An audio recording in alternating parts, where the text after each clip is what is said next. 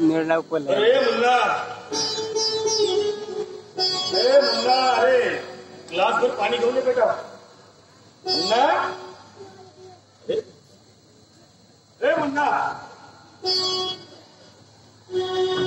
मुन्ना, ए मुन्ना. आज मुन्ना कसा का आला अजून घरी? रोज तर मी येण्याच्या आधीच तो घरी येत असतो. आज सायंकाळचे 7-7:30 वाजायला लागले असतील, अजून याचा पत्ता नाही.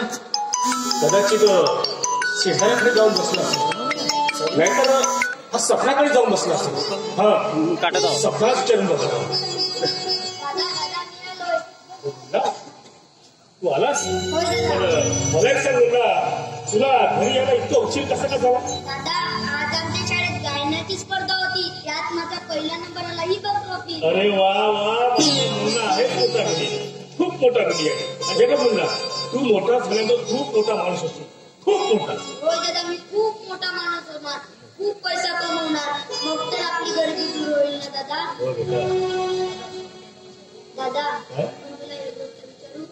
आज आमच्या शाळेत सर्वांचे आई बाबा आले. माझी आई बाबा तरी या जगातच नाही, मग तूच माझा माय बाप, मग तू का नाही?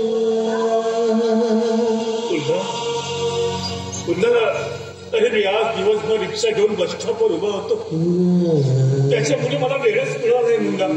तेव्हा मुन्ना, याच्यानंतर तुझ्या शाळेमध्ये एखादी छोटासा जरी कार्यक्रम होईल ना, तर मी नक्की येईल मुन्ना, नक्की येईल.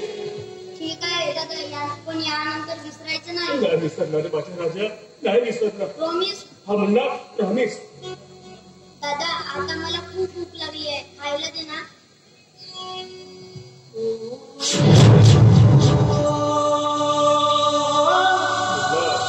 बरं मुन्ना, तू बैस, मी बघतो काय.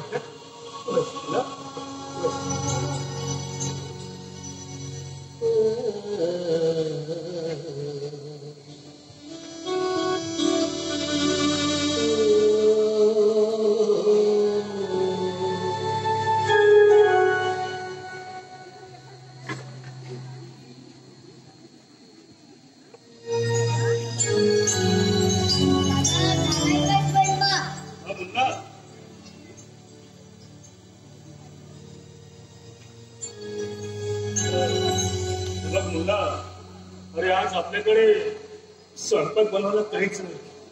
घरातील संपूर्ण डब्बे रिकामे आहेत. माझ्या खिशामध्ये 5 रुपये होते, 5 रुपयाचे चणे आणले.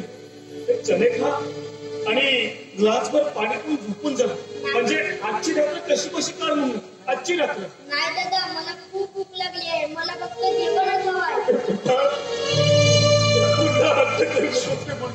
हट्ट करू नकोस.